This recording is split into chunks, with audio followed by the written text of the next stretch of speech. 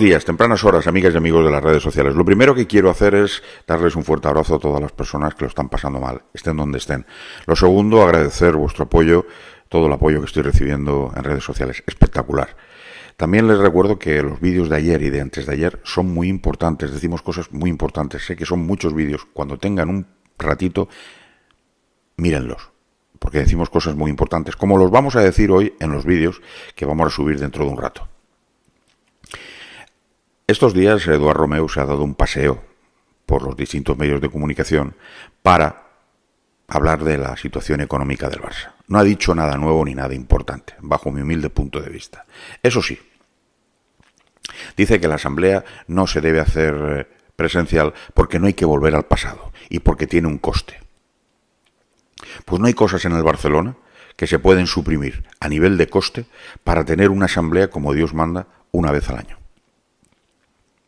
Si tanto presumen de transparencia, que no hay por ninguna parte, si tanto presumen de querer acercar al socio y a la socia al Barça, el día de una asamblea extraordinaria es el día correcto. Pero ustedes no, viven anclados en el pasado. El señor Florentino Pérez, que alguno critica de dictador del régimen y soplapolleces de estas que ya han escuchado muchas veces, sobre todo en estos 3 o 4 youtubers casposos, mentirosos y falsos y odiadores del Real Madrid, resulta que las asambleas las hacen presenciales. Eso no lo dicen en sus canales. Y la otra cosa que dijo, que no tiene ninguna lógica, es que en el balance del próximo año, de la próxima temporada, habrá un superávit de 11 millones, que son los 11 millones que la UEFA le daría al Barcelona si acceden a cuartos de final. ¿Cómo van a hacer ustedes un planteamiento serio en unos balances hipotéticos de cara al año próximo, pensando que ustedes van a estar en cuartos? Y ojalá el Barça no esté solamente en cuartos, semifinales, final y la gane. Pero, ¿cómo van a hacer ustedes un planteamiento de esta manera? En todo caso, el planteamiento es pasar la fase de grupos, que este año vamos muy bien y muy bien encaminados. Llegar a octavos, pero hacer un planteamiento de superávit porque ustedes creen que llegamos a cuartos, ustedes tienen una bola de cristal, ustedes son magos, saben que vamos a llegar seguro, no importa a quién nos toque en octavos. Si esto es seriedad y es hacer las cosas bien, que baje Dios y que lo vea. Bueno, pues a todo esto que estoy diciendo, entrevista a Marc Ciria, uno de los economistas junto con Jaume Llopis, de los serios y de los que saben cómo está la situación del Fútbol Club Barcelona. Y la entrevista se la ha hecho nuestro buen amigo y grandísimo periodista, uno de los mejores en este país, me refiero a España, es uno de los mejores a nivel nacional. Aunque estemos aquí en Cataluña, para mí este es uno de los mejores, Toni Frieros. Y Toni Frieros le ha hecho la siguiente entrevista. El titular es: el cáncer del Barça no es tanto la deuda como su nivel de gasto. Lo dice Marc Ciria. Marc Ciria, socio del FC Barcelona, financiero y presidente ejecutivo de Diagonal Asset, conoce al dedillo la situación económica del Barça, que lleva años estudiando en profundidad, una mirada independiente que nos puede iluminar ante tantas informaciones a veces contradictorias, sobre todo desde dentro del club. Tiene toda la razón del mundo Toni Friero. Usted, le pregunta Toni, estuvo en la candidatura de Laporta en 2015. Si hubiera ganado, ¿hubiera sido directivo? Y Marc contesta: así es, en el área económica. ¿Y por qué no formó parte en la candidatura? Hacía mucho que no tenía relación con Laporta. Además, creo que configuró un buen equipo económico con Jaume Lleró a la cabeza, que por cierto, este gran y prestigioso economista, Jaume Lleró, se marchaba del Barcelona el mismo día que el presidente Laporta era investido como máximo mandatario del club. La primera propuesta económica de Laporta fue que el club se financiara con bonos. ¿Qué le pareció esa fórmula propuesta por el propio Lleró? Yo siempre tuve dudas razonables por experiencia profesional en la emisión de dichos bonos tal y como los presentaban. El Barça tenía una necesidad imperiosa de refinanciar la deuda rápidamente, ya que el corto plazo nos comía y los bonos tienen que pasar por un regulador. Puedes tardar entre 6 y 8 meses en poder comercializarlos. Además, se preveía que el tipo de interés iba a ser elevado, con lo cual yo era partidario, y creo que es una mejor solución, de refinanciar la deuda sin tener que emitir bonos. Meses después, el Barça refinanció a través de un préstamo de 600 millones que concedió Goldman Sachs. Y dice Marc, sí, fue una decisión acertada, aunque con un pero. Si a la refinanciación de la deuda de corto a largo plazo, estructurada de manera que el cash flow previsto del club pueda hacer frente a las cuotas, se acordó un periodo de 10 años con 3 años de carencia y un casi 2%. Dice con un pero, le dice Tony. Sí, dice, creo que con un solo acreedor pierdes fuerza negociadora. En mi opinión, la operación ideal para el club hubiera sido un préstamo sindicado con 6 o 7 entidades financieras a 100 millones cada una, pero Goldman Sachs, esta operación era la puerta de entrada al Barcelona y la financiación del Espai Barça, por lo que inteligentemente realizó una operación con un tipo de interés muy por debajo de mercado, además del periodo de carencia. En términos financieros, la operación es impecable. La diferencia es que si yo debo 100 a 6 entidades, el control lo tengo yo. En cambio, si debo 600 a una sola entidad, parte del control y garantías lo tiene dicha entidad. Ojo con esto, ¿eh? Y esto es así. Vamos con más. Seguimos. Pregunta Tony Friero. El Barça cerró la temporada 2021 con 481 millones de pérdidas. Se acordarán, ¿no? El dinero que se quedó en el limbo. Son, entre otros, 92 millones de pérdidas achacados a la pandemia, 160 millones de depreciación de jugadores y 90 millones en provisiones de Hacienda y el caso Neymar. Vayamos por partes. Dice Marciria. Estoy de acuerdo en que un balance económico debe reflejar fielmente la situación económica en la que se está, aunque estas situaciones ocurren con cada cambio de directiva. Es una práctica habitual aflorar el máximo de pérdidas posibles de la directiva anterior, hacer un punto y aparte en la gestión. En cuanto a los jugadores depreciados, es evidente que en el mercado no valían lo que el club reflejaba. En pandemia afectó mucho la falta de flexibilidad de la normativa de la Liga, que sabiendo que el club había ingresado 300 millones menos, no incentivó ninguna política de flexibilización económica para la recuperación dentro de un marco de plan de viabilidad. En definitiva, a nivel contable fue correcto, pero a toro pasado fue un error. Le pregunta a Tony, ¿a qué se refiere? Si el Barça, por ejemplo, hubiera declarado 250 millones de pérdidas en lugar de casi 500, hoy en día tendría mucho más margen de fair play financiero, evidentemente. Fue un exceso de prudencia, pero aquí se entrelazan dos temas claros. Y le dice Tony, ilumínenos usted, señor Marciria. Y el señor Marciria dice, pues puedo estar de acuerdo cuando entra Ferran Reverter en que se quiere hacer limpieza de balance para eliminar todo lo que no refleja la situación actual, como comentaba antes. Pero se contaba con un ingreso de 600 millones de la Superliga como club fundador de la competición, que finalmente no llegó, de manera que se deja al club sin liquidez para hacer frente a esas pérdidas. Le dice Tony, ¿está diciendo que desde la directiva había mucha confianza en que la Superliga saliera adelante? Efectivamente, se creía que era una realidad. De hecho, ya estaban incluso acordados los plazos de cobro. A nivel contable, contar con semejante inyección de ingresos daba fuerza al club para poder hacer esa limpieza de la que hablábamos sin limitar el cumplimiento del fair play. Le pregunta a Tony, el Barça provisionó 45 millones para hacer frente al caso Neymar. Al cabo de 15 días se llegó a un acuerdo con el jugador y esos 45 millones pasan a ser beneficio. ¿Hay que pensar mal? Dice Marciria. Verá, la ley contable obliga a que un tercer profesional independiente estudie si va a perder con más de un 50% de probabilidad un litigio. En caso afirmativo es necesario aportar esa dotación de esos 45 millones. Entiendo que ese informe existe y por tanto se dotó el caso. Ahora bien, desconozco totalmente si los términos del acuerdo eran así con Neymar. ¿Le sorprendió la marcha de Reverter? Como socio me dolió, dice Marc. ¿Por qué?, le pregunta Tony. Creo que el Barça necesita un cambio en el modelo de gobierno que arrastramos en los últimos 30 años, en el que los directivos estén para representar al club y encauzar la estrategia de presente y futuro, y los ejecutivos de primer nivel para gestionar el día a día del club. Le pregunta Tony. Es decir, ¿le gustaba la combinación de Laporta y Reverter? Ese binomio, contesta, me parecía un acierto con un presidente de raza carismático y futbolero que evidentemente iba a levantar el ánimo del club junto con un CEO y un equipo ejecutivo de máximas garantías y con premisas claras. Había que volver a ser un club viable y sostenible. En el momento que una parte cae, en este caso la parte ejecutiva, desemboca en una pérdida de eficiencia de la gestión. Le pregunta Tony, ¿Laporta defiende que el club debe ser gestionado como una empresa familiar?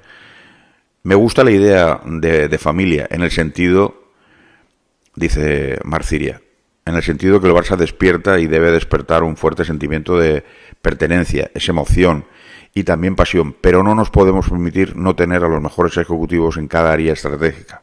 Totalmente verídico. El presidente no hace bien al club, ni a sí mismo intentando resolver todos los problemas del club. Le vuelven a preguntar a Marciria, ¿acaso no tiene a los mejores? Y dice Marciria, en ciertas áreas estratégicas, no. Si queremos mantener el modelo de propiedad, debemos tener el máximo talento de la industria y gestionar el club con multiliderazgos, caras visibles de contrastada solvencia y trayectoria profesional, que es lo que Jaume Llopis, aparte de Marciria, ha dicho muchísimas veces. ¿Le extraña que el Barça no tenga un CEO? Una institución como el Barça no se puede permitir no tener un CEO o un director general. Estamos hablando de un club con mayor presupuesto de gasto de la historia en el mundo del deporte. Además, si me permite volver a reverter, el Barça tenía una gran ventaja con él. Y le pregunta a Frieros, ¿qué ventaja? Viene del negocio del retail, que de por sí tiene márgenes de beneficio muy estrechos y por tanto se tiene que pelear por cada céntimo, por cada margen de beneficio y también de gasto. Se le criticó mucho, incluso llegué a oír que le decían que venía a vender neveras, pero era precisamente eso lo que necesitaba el club, un perfil y equipo ejecutivo que busque eficiencia, solvencia y viabilidad. El Barça rechazó el famoso acuerdo con CVC, le preguntan. En ese periodo se vuelve a acertar cuando se rechaza a CVC. La gente no sabe que si se hubiera aceptado el acuerdo con CVC, se hubiera convertido en pasivo, en deuda. Seguimos. Y le pregunta a Tony, ¿cómo es eso? CVC no deja de ser un prestamista financiero que recuperaba su inversión con derechos televisivos. Por lo tanto, si el Barça aceptaba, automáticamente tenía una deuda con CVC, que a su vez aumentaba la deuda total del club pese a recibir liquidez. En lugar de eso, el Barça directamente vendió una parte de sus derechos, obteniendo, por cierto, una sustancial mejora en la venta de esos derechos respecto a la que le ofrecía la Liga a través de CVC, ingresando cash sin incrementar deuda. Volviendo a los fichajes, obviamente el equipo necesitaba levantarse y claramente un equipo competitivo genera mucho más, lo que se traduce en mayores ingresos y beneficios económicos. Pero viniendo de donde veníamos es discutible, cuanto menos el Barça fuera uno de los equipos de Europa con mayor gasto en fichajes en el mercado. Por lo menos el 50 o 60% de las palancas se tenía que ir a cubrir deuda y es lo que no se hizo. Ahí está la clave. Si estás, y esto lo digo yo, si estás endeudando al club, estás hipotecando al club, por lo menos el dinero tiene que ir en la mayor parte a pagar la deuda, no en fichar ni en seguir huyendo hacia adelante, que es lo que dice el bueno de Marciria. ¿Qué lectura hace, pregunta Tony, a la temporada 21-22, teniendo en cuenta que el club vendió activos para que no incurriera en pérdidas durante 3 años seguidos? Una sociedad debe tener como cultura empresarial principios de eficiencia, solvencia y viabilidad. Existen 2 partidas que sirven para conocer la cultura de una empresa, o en este caso del club. Una es la de partida de otros gastos que no requieren acreditación ante terceros y la otra es la partida de salarios no deportivos. Recordemos que hablamos de la temporada 2021-22. El club declaró 164 millones de euros en otros gastos, un porcentaje elevado del presupuesto que no se está utilizando para actividades esenciales de la gestión del club, pues de lo contrario aparecerían en otros puntos del balance y han subido a más de 230 en este último balance, 281 según balance aprobado y la memoria. Y en cuanto a los salarios no deportivos, le pregunta Tony Frieros, si bien la masa salarial deportiva se ha reducido sustancialmente para la vigente temporada 23-24 por la expiración de algunos contratos y la renegociación de otros, esa rebaja no ha ido acompañada de una lógica reducción en los salarios de los ejecutivos del club. Esa austeridad no tendría que acompañar a todas las partes del club, dice el propio Marciria. Lo que refleja el balance es un aumento de 3 millones de euros en salarios no deportivos. No cumple solamente bajando los salarios deportivos. Le pregunta a Tony Frieros, ¿qué podría entrar en esos otros gastos? Pagos a terceros por servicios profesionales, actos varios, gastos de internalización del club, indemnizaciones, todo eso se debería poder saber si la Asamblea lo solicitara, expresamente. El desglose por partidas. Le pregunta Tony Frieros, ¿es un cajón desastre? En definitiva, es una herramienta con lo que la ley contable te permite no tipificar determinados gastos. No nos equivoquemos, es perfectamente legal y aparece en casi todas las empresas, pero es que estamos hablando de un porcentaje muy elevado del presupuesto del gasto del club. Desde un punto de vista financiero, creo que no es correcto. Pasemos a la temporada 22-23. El club afirma haber tenido unos beneficios de 304 millones de euros. Le pregunta Tony y Marc contesta, el comunicado del club tiene una clara intención y no es otra que mandar un mensaje optimista y de confianza a fans, opinadores y acreedores, sobre todo cercanos al club, pero la realidad es que el negocio ordinario todavía es deficitario. 330 millones, vuelvo a insistir en esta cantidad, concretamente, de hecho, un 52 millones más de lo previsto por la propia Junta de su presupuesto o en su presupuesto. ¿A qué se refiere? Con las cifras de la temporada 22-23, el club ingresa por la vía ordinaria 782 millones y gasta también por vía ordinaria 1.125 millones. Hay un desfase de más de 300 millones de explotación ordinaria. Lógicamente eso se ha compensado con los ingresos extraordinarios, anticipos de derechos de televisión y la venta y revaloración de Barça Studios, las palancas. Y de ahí el beneficio, pero no es una situación sostenible en el tiempo, que es lo que venimos manteniendo Jaume Llopis, el propio Marciria y un servidor. ¿No? Pregunta Frieros. Y dice Marc, el negocio ordinario ha perdido 700 millones. Insisto, negocio ordinario, es decir, sin palancas. En relación al gasto ordinario de este ejercicio, la clave está en saber qué parte de este gasto corresponde a anticipo de gasto, por tanto ahorro en un futuro o incremento propio del gasto corriente, que sería mucho más alarmante. ¿Y esto cómo se come?, dice el bueno de Tony.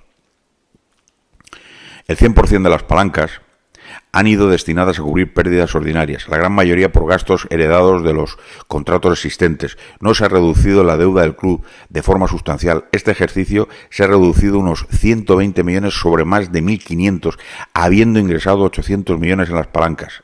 Aquí está la clave. No hay que olvidar tampoco que el club se ha desviado un 10% del presupuesto de gastos, mientras nuestros competidores en Europa gastan alrededor de 800 millones de euros, nosotros hemos gastado 1.160 millones anuales.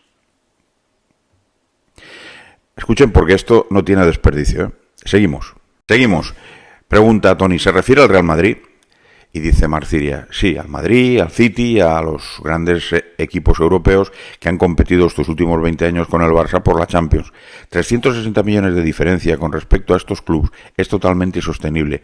Y no lo predico yo, lo predicaba en su momento Jaume Giró, Ferran Reverter y el propio vicepresidente Eduard Romeu.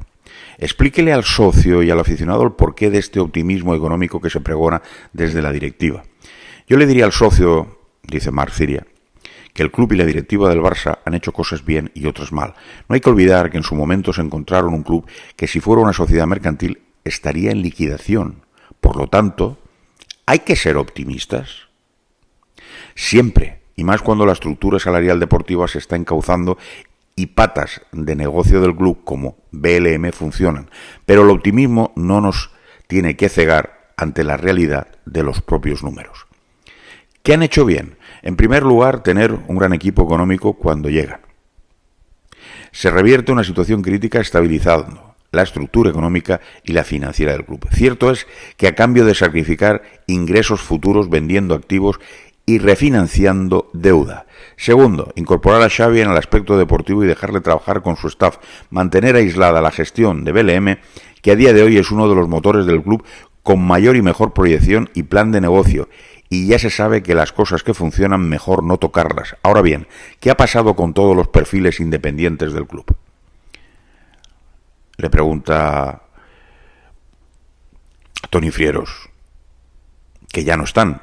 Efectivamente, la primera fotografía del ejecutivo y la directiva era una buena fotografía, un equipo ejecutivo que presentó un plan económico con el que a día de hoy teóricamente ya no perderíamos dinero. Se trataba de eso, de parar la sangría cuanto antes y reconstruir. En el momento que Laporta descabalgaba en el club y hace frente a un mandato que tiene que ser eminentemente de gestión económica, lo que hace es centrarlo todo en la parte deportiva y en los ingresos y se olvida del gasto. Ese desequilibrio, al contrario de lo que cree la gente, cada año que pasa es mayor. Es decir, crece más el porcentaje de aumento de gastos que el porcentaje de aumento de ingresos. No lo digo yo, lo refleja el balance, si bien es cierto que para el próximo presupuesto se nos promete acabar con una estructura insostenible del gasto. Le pregunta a Toni Friero, ¿de esto se concluye que el club actualmente es insostenible? El cáncer del Barça no está en la deuda, está en el gasto. En los próximos ejercicios el Barça tendrá dificultades financieras que puedo resumir rápidamente. Y le dice Toni, adelante. En primer lugar, el préstamo de Goldman Sachs se tiene que devolver. ¿Qué ha hecho el Barça? El club pagará parte de la deuda con los ingresos del SPY Barça, lo cual está autorizado puesto que el club ha utilizado parte del capital aportado por Goldman para el propio SPY Barça. Aparte, Bartomeu pidió 90 millones a Goldman Sachs, en su último ejercicio, con término de devolución a un año, para financiar permisos y otros temas relacionados con el SPY Barça. Llegado el vencimiento, el club refinancia e incrementa en otros 90 millones a Goldman Sachs, con la condición de aplazar esos 90 millones de deuda anteriores y pagarla con ingresos del propio SPY Barça. Le pregunta Toni Frieros. Es decir, el Barça está amortizando su deuda con los futuros ingresos del SPY Barça, que lo hemos dicho muchas veces. Efectivamente, dice Marciria, puesto que, como decía antes, el club no ha usado las palancas para pagar sus deudas, que también lo hemos dicho muchas veces, sino para compensar las pérdidas del negocio ordinario. ¿Cuántas veces habremos escuchado esto al propio Marciria y al propio Jaume Llopis? A partir de esta temporada, el club tiene que pagar 70 millones anuales a Goldman Sachs. Ojo, El problema está en que en el año 2025, aparte de los 70 millones fijos anuales que ya llevaremos pagando 2 ejercicios, el club tendrá que pagar 45 millones de intereses financieros. Estas obligaciones se incrementan anualmente. En 2026 ya serán 60 millones de intereses, en 2027 90 y finalmente en 2028 habrá que hacer frente a más de 580 millones del bono del SPY Barça que con toda probabilidad habrá que refinanciar. Si queremos llegar a 2028 con fuerza negociadora y con economía saneada, hay que empezar a hacer los deberes desde ya. De lo contrario, en 2028 estaremos a merced de lo que el acreedor diga. Dice Toni Friero, no son precisamente noticias halagüeñas. En resumen, el gran problema financiero, dice Marc, es que el club se ha cargado de cuotas, de gastos fijos e intereses, y en cambio los ingresos son variables, se pueden cumplir o no. Nos veremos abocados a una eterna refinanciación de la deuda. Es un escenario que el club ya conoce, lo ha vivido muchas veces a lo largo de su historia y siempre hemos salido adelante. Cierto es que no en estas magnitudes. Pero también es cierto que el Barça nunca ha sido tan grande como es ahora. ¿Está de acuerdo con el traslado a Montjuïc y los tiempos del SPY Barça? Vamos a ver qué nos dice Marciria. Sigo. Yo hubiera preferido mantener durante 1 o 2 ejercicios económicos el Camp Nou actual, el que teníamos antes, ya que genera unos ingresos mucho mayores que Montjuïc, y en ese periodo hacer una gestión económica adecuada para que los ingresos ordinarios sean sustancialmente más altos que los gastos. Entonces, con el negocio ordinario saneado, se puede acometer con garantías una inversión que es la más importante a nivel patrimonial de nuestra historia. ¿Por qué nos hemos ido del Camp Nou en el peor momento económico de la historia del club, mientras buscábamos la financiación más importante de la historia del club? Además, en un contexto económico de alta inflación, incremento de precios y un tipo de interés que en global está en el 7% anual, no es de recibo. Sigo con la entrevista. ¿Está incluido el Palau Blaugrana? Se nombra en las 500 hojas del portafolio en la que se describe todo, pero tendrá que ser aprobado por los acreedores, pues se tendrá que hacer un proyecto nuevo. ¿Cuántas veces les hemos dicho esto? ¿Se cumplió entonces el mandato de la Asamblea? En interrogantes. ¿Se cumplió entonces el mandato de la Asamblea? Me falta cultura jurídica para determinarlo, pero insisto en que se requiere hacer un proyecto y aprobarlo para el nuevo Palau. Por lo tanto, no se nos dijo la verdad en aquella Asamblea del 2021. La Asamblea finalmente será telemática. ¿Crees que es lo mejor o peor? En mi opinión es un error, que de hecho es histórico, que solo se puede cambiar desde el poder y que no ha tenido nunca incentivo alguno para hacerlo. Insisto, de gestión, no de propiedad. Nos hace únicos nuestro modelo de propiedad, pero la gestión no se ajusta, creo que la situación que requiere el club, ya que muy pocas personas toman las decisiones importantes y luego se presenta en una asamblea que representa una proporción minúscula de todos los socios del club. Se tratan las asambleas como un mero trámite, como si fuéramos un cliente, que es lo que decía Jaume Llopis en Goles.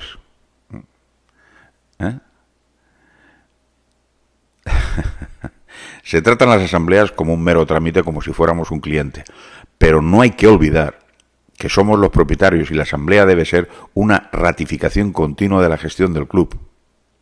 Deben integrar mucho más a los socios, que sea solo telemática agranda el error, y aún más sin Barça Televisión. Además, ya que la haces telemática con los medios que existen hoy en día, ¿por qué no pueden asistir quien quiera como socio voluntario? Cambiemos de tema, dice Tony. ¿Qué ha ocurrido con el polémico Barça Studios? Dice Marc, todo parte de la política de máxima rigidez de la Liga Española que está consiguiendo que otras ligas nos adelanten por la izquierda. De manera que el club tras la pandemia se encontró sin cintura financiera, pero decidió acometer el fichaje de Koundé, que probablemente tenía una cláusula de liberación en caso de que no pudiera ser inscrito. Continúe, le dice Tony. Ante esta situación, el Barça activa la negociación a contratiempo de los activos que se aprobó vender en asamblea, entre ellos Barça Studios. Aparecen entonces socios.com y Orfeus.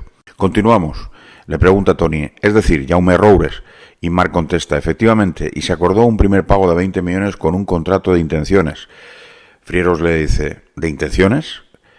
Marc dice, yo siempre dije que el documento se parecía más a un contrato de opción de compra que de obligación de compra. La Liga insertó a efectos de fair play los 200 millones de ingresos acordados de manera que el club podía inscribir a los jugadores. Primer match ball salvado, dice Tony Frieros. Y dice Marc, luego llega el 30 de junio y no se ejerce esa opción de compra. Y de esa manera la Liga tiene que volver a restar el fair play financiero con los consiguientes problemas de límite salarial. Barcelona entonces busca a otros socios para la compra de Barça Studio. Y Tony le pregunta, ¿y los encuentra en Libero y una empresa chipriota? Contesta Marc, pero vuelve a pasar exactamente lo mismo. Tenían una opción de compra y no una obligación. Cuando una empresa quiere comprar algo, primero hace una due diligence. Negocia, etcétera. Mira los números, las posibilidades de mercado, en definitiva estudia si le interesa ejecutar la compra. A pesar de un pago inicial parece que siguen negociando y el club se equivoca a nivel de imagen publicando un comunicado anunciando una compra que finalmente nunca existió. Lo que hemos comentado siempre. Le pregunta Tony, ¿ha servido este galimatías para equilibrar el balance? La contabilización de la primera venta del 49%, a Orfeus y socios, ha generado 193 millones de euros de ingresos, aunque de este importe solo se ha cobrado 40 millones. El ingreso contable se corresponde con unos ingresos financieros futuros y se cumplen los acuerdos. El hecho relevante de este ejercicio es que el club se ha imputado como ingreso contable, por tanto beneficio, una revalorización de su 51% por 208 millones de euros a través de un procedimiento de puesta en equivalencia de su participación de valor nominal a valor real, aprovechando el importe de la transición del 49% del verano pasado. Este ingreso contable no se corresponde con un ingreso financiero, aunque desde el punto de vista mercantil es totalmente lícito. En resumen, es una operación de ingeniería contable que permite al club aumentar su activo y mejorar su fotografía económica. Le sigue preguntando Tony, ¿la joya de la corona del club es BLM? Y Marc contesta, la segunda cosa que les diría a los socios compromisarios es que retiren de forma inmediata el permiso para vender el 49% de BLM. No solo me parece esencial a nivel estratégico, sino de alma del club. BLM es el Barça, es todo lo que vendemos, todo nuestro merchandising, toda la marca Barça que explotamos al mundo, las licencias, etcétera. Existe un plan de negocio para incrementar la facturación hasta los 400 millones de euros, pero ahora no es el momento de buscar un socio, no podemos permitirnos perder el control de BLM. Dice Tony Frieros, ¿siente el riesgo de que el Barça pueda convertirse en sociedad anónima deportiva? El Barça tiene 125 años de historia, dice Marc, y las hemos pasado de todos los colores. A pesar de todo, tenemos un patrimonio que es la envidia del resto de clubes del mundo. Seguimos teniendo capacidad para revertir la situación actual, pero requiere un cambio en el modelo de gestión y de gobierno actual, en el que los ejecutivos de áreas estratégicas cojan el liderazgo, porque no nos podemos permitir perder dinero permanentemente, porque el patrimonio es limitado. Y como esto de momento no va a pasar, porque ya conocen ustedes a Laporta y a los que están en la junta directiva, la familia de Laporta, como él la llama, pues vamos abocados a una sociedad anónima deportiva. Le pregunta a Toni Frieros, ¿cree que el caso Negreira puede afectar a la confianza del Barça en los mercados? Dice Marc, creo que encareció la financiación del Espai Barça, poniéndome en la piel de los inversores lo entiendo, puesto que genera incertidumbre sobre lo que puede ocurrir en el ámbito judicial. Hay un riesgo añadido. Con ese tema los socios tenemos que estar unidos y seguir la tesis de la dirección jurídica del club y protegerlo. Lo que está claro es que hubo directivos que siguieron malas praxis y el club debería, una vez acabado, reclamar responsabilidades a los que han puesto en grave peligro al club. Se refiere a los expresidentes y al actual presidente, porque todos pagaron dinero a este señor, al señor Negreira, y lo han reconocido. ¿Cree que el caso tiene recorrido?, le pregunta a Toni, y para finalizar dice Marc, según los expertos con los que he comentado el tema, no tiene futuro, no puede ir contra el club, tiene que ser el club quien vaya por las personas que han puesto al club en esta situación de dificultad, con una praxis totalmente inmoral y que los socios del club desconocíamos por completo. Totalmente de acuerdo con lo que dice Marciria. Bueno, ya han escuchado ustedes la larga entrevista, fantástica entrevista de Toni Frieros, que este sí que pregunta lo que hay que preguntar, no como otros. Me refiero cuando tienen a Eduard Romeu, por ejemplo. Esto es lo que hay que preguntar. Y hay que respetar lo que te dice la persona invitada, en este caso Marciria. Podrás estar de acuerdo con él en algunas cosas, en todo, en otras no, pero este es el tipo de preguntas que hay que hacer. Chapó, Toni Frieros. Una vez más has vuelto a demostrar lo que ya tengo muy claro desde hace muchísimo tiempo, que eres uno de los mejores periodistas deportivos de este país. Y nada, como siempre les digo, ahora que han escuchado toda la entrevista, analicen y vean ustedes si todo lo que les hemos dicho desde hace ya muchos meses atrás, incluso años atrás, era meter mierda por meter mierda al Barcelona o meter mierda a los presidentes que estaban, a Bartomeu y a Laporta, porque nos apetecía o porque no nos había dado un puesto de trabajo según algunos de estos chupapiés de las redes sociales, que lo único que hacen es ser tóxicos e intentar confundir a la gente. Todo esto que dicen los grandes expertos económicos, tanto él como Jaume Llopis, lo hemos comentado desde el principio. Por lo tanto, nunca les hemos engañado, nunca hemos faltado a la verdad, hemos comentado siempre lo que teníamos que decir por el bien del Fútbol Club Barcelona. Ni más ni menos, ni menos ni más.